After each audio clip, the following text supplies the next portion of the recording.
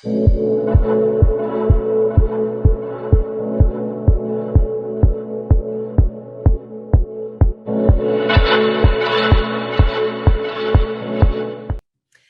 everyone. I'm here with Sabal Almadi. She is a founder and a host of Bedouin's Coffee Corner podcast. Welcome to Pop Style TV. Thank you so much for having me on. I'm so excited. I'm excited to hear all about the goals of the Bedouin's Coffee Corner, but I'd first love to hear a little bit about your background. Your English is perfectly American. Maybe you can tell me why. Yeah, so my name is Sabal Almadi. I'm Arab American. I'm a journalist. Actually, I'm a graduate of New York University's master's degree in journalism. And you're the first Arab American to complete this. Yeah, degree, right? yeah. So I was the first person that lives in the Middle East to be in this program, but I'm also the first Arab American to be in that program, Arab overall. So that was certainly an experience for me. But yeah, I'm a journalist. I love hearing people's stories, and so that's what I do. So did you grow up in United States or you grew up in Middle East? Oof, when people ask me this question, I say I'm a little bit of like a nomad in the sense because so I was born and raised for a portion of my life in Dallas, Texas. And then my family, my parents, they're Jordanian, so I'm Jordanian American, decided to move back to the Middle East for a lot of reasons. One of the major ones was that they wanted us to really connect with our culture and have that overall experience, be around family and cousins and friends. So we moved back to the Middle East. And then I kind of bounced around because I did high school in Jordan. My family, when they moved to Saudi Arabia. So in high school, I did boarding school at King's Academy, Jordan. Shout out to King's. But I did my high school there, and then I did my bachelor's degree in the Emirates, so University of Sharjah. So I kind of just like moved around a little bit until I finally figured out what I wanted to do. That's great. So that way you can present sort of both areas in the right way, or at least like help people from the West understand the culture a little better. So why did you decide to start Bedouin's Coffee Corner? And does the fact that you're sort of moving around, does that have anything to do with the name? Maybe you can tell me more, what is a Bedouin? Okay, so that's a great question. So I chose Bedouin's Coffee Corner because my dad's side of the family are originally from the Bedouins of Jordan. And so Bedouins are, the people who essentially lived a little bit further out in the desert. They, were, an incredible society all together. But the way that they did things was very unique and traditional. And so, my dad's family originate from there. And I just resonate with that so much. I like to say I'm a little bit too patriotic sometimes. But I'm very proud that I'm Jordanian. And so, when I was creating the Bedouin's Coffee Corner, I was just sitting one day with my mom over coffee, literally at the coffee corner in our house. And she goes, why don't you just, you always want to tie Bedouin somewhere. So why don't you just do like Bedouin's Coffee Corner? And that's kind of how it was born, or at least the name was created. Oh, no, I was just actually going to say, and correct me if I'm wrong, don't Bedouins have like also a special fashions they wear or utilize? I'm not sure about Bedouins from Jordan, but I know like Moroccan Bedouins, they have like really dramatic jewelry and a lot of color. Is that the case with Bedouins from Jordan as well?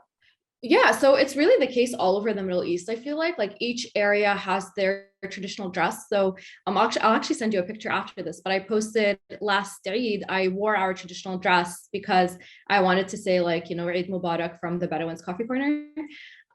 So each area actually has their own dress depending on the external factors that they lived in. So the climate, the atmosphere, etc. All these different things impact the way that people from a certain area dress. So for example, in Jordan, we have an area called like, Salt. So they wear a certain type of clothes, like traditionally. And then you have, for example, where my mom is from, Irbid, which is up north. So they have a different type of dress as well. But again, like now, these days, we don't really wear that. And I feel like that's such a misconception of like what people wear in the Middle East. It's it's something we preserve for traditional purposes, but you don't just walk around and see people wearing it. Yeah. That is very interesting. So tell me a little bit more about the guests that you have on your podcast, and what are you sort of aiming to do with Bedouin's Coffee Corner? So I'll answer this question in reverse. So I am aiming to essentially show the amazing things that are going on in the Middle East that aren't necessarily covered in traditional Western media, let's say, or international media. I feel like, unfortunately, there's always this box or assumption or misconception of like what the Middle East is, how Middle Easterns are, and we get so boxed up in what the media, categorizes us as. Unfortunately. And so that was kind of the thing that made me want to go into journalism. So Bedouin's Coffee Corner essentially is the Middle East through my eyes. I host guests that I follow, that I see, that are making a change, that are doing something different, that I feel like are really holding the value of being, for example, an Arab and doing something different. But also I like to, honor those who live in the Middle East, who aren't of Middle Eastern background, who are creating a tremendous change in our society. So Bedouin's Coffee Corner started because of that. I was just really tired of the misrepresentation in the media. And I felt like, well, if we're not going to be represented correctly, and if we're not going to be able to represent ourselves in international media, maybe I can start something that, if it reaches enough people, will really show the side of the Middle East that is never really covered. So that's how it started. Now, to answer the second part of your question about my guests, I really admire everyone who comes on my show. I feel like I let them do the speaking. So if you listen to the episodes, I just kind of steer the conversation slightly based on what they're telling me. And so I have guests who are, like I had the first men's fashion blogger in Jordan be on my first episode. I have designers, graphic designers, people in photography, fashion photography, adventurers, hikers, runners, people who own businesses. So I really try to bring on people from all different industries on the podcast that can really speak and show the change that's going on. And each guest is so unique. I've never felt like they overlap in their stories. So that's also so beautiful to me. So they're not just from the creative world or world of fashion. They're from all sorts of backgrounds and professions. 100%. I, open it to really anybody who's doing something that I feel like has an impact. I usually reach out to the guests. Sometimes I've had people reach out to me. And so in that case, I look at what they're doing, and not everyone who has an amazing story is showing it on social media. A lot of people are making change and are doing things, but aren't necessarily on the social media side. So those people also are people that should be honored in our society. And so that's kind of how I look at the guests that are coming on. Do you have a dream guest? I have a list. That's good. That's a start. Yeah. You have a whole list of dream guests. That's amazing. Oh yeah. I my mom always tells me, always try to shoot your shots. So interestingly enough, like there are some people who are relatively big names that I have emailed and have gone back to me saying sure, but like in April, and I'm like, wow, yes, of course, whatever works for you. So it's always so interesting to see, like, you never know, right? Who's going to agree to be on. Exactly. So podcast is in English, correct? Mm-hmm. So the whole people that aren't from the area can also understand you. Mm-hmm. How do you think is the best to explain to us that aren't from Middle East how to properly appreciate your culture versus, culturally, appropriate?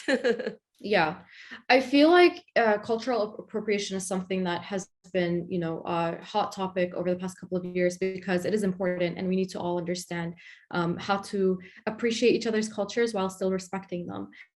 I think that with the Middle East and the Arab culture in general, and the most beautiful thing is each country have their own culture. So we all overlap in some things, but like people in Jordan have different traditions than people in Saudi Arabia, for example, or people in Saudi have different culture than people in Egypt. So there's a different culture to each one where we do overlap in a lot of similarities, but I think the way to do it, honestly, is just to ask. I feel like a lot of people assume and make assumptions. And so I think that in order to be able to appreciate a culture, whether it's through the music, the food, the dress, I think the best way is to just do the research and be open to what people are telling you.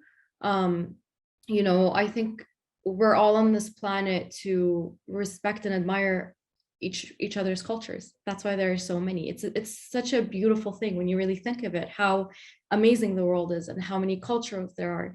So I think, in my opinion, it's just to really do the research and ask, and also to really understand, the criticality of things. If something is done because of, certain tradition over thousands and thousands of years, but you're going to take it and turn it into something slightly that could be taken in a way that's slightly disrespectful, maybe stay away from that. So it's really all about just understanding the values of that culture before you want to take something from that culture.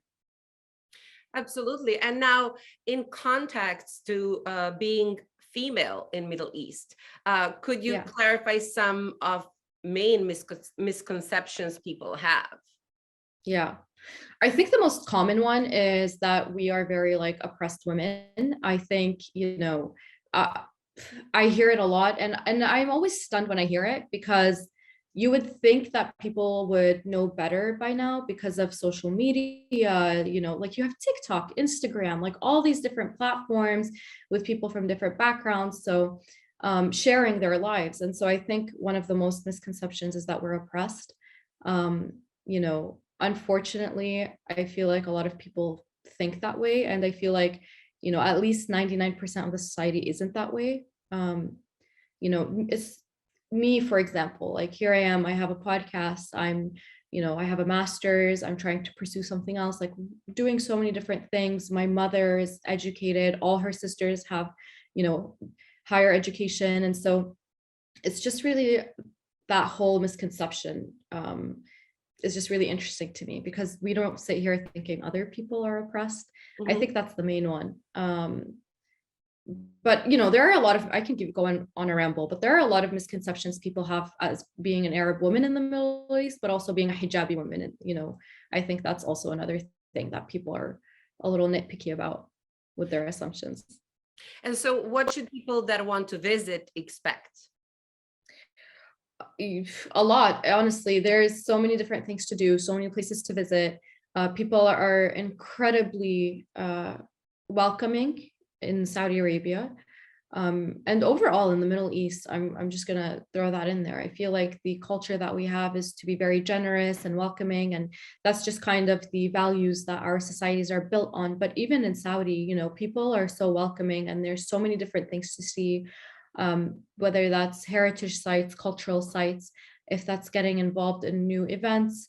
Also, something really interesting that I feel like people aren't so aware of is like the coffee and dining industry. Let's say food and dining industry here is just like growing at such a rapid pace.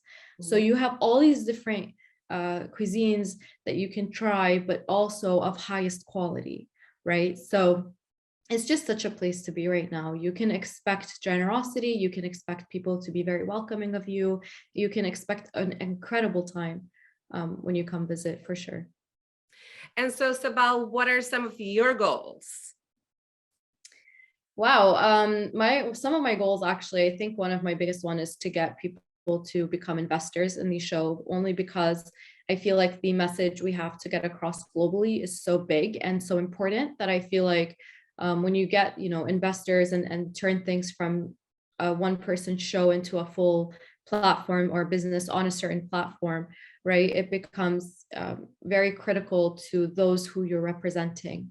And I feel like in a time where we don't have representation or don't have people like us representing us, this is something that I really want to create for others.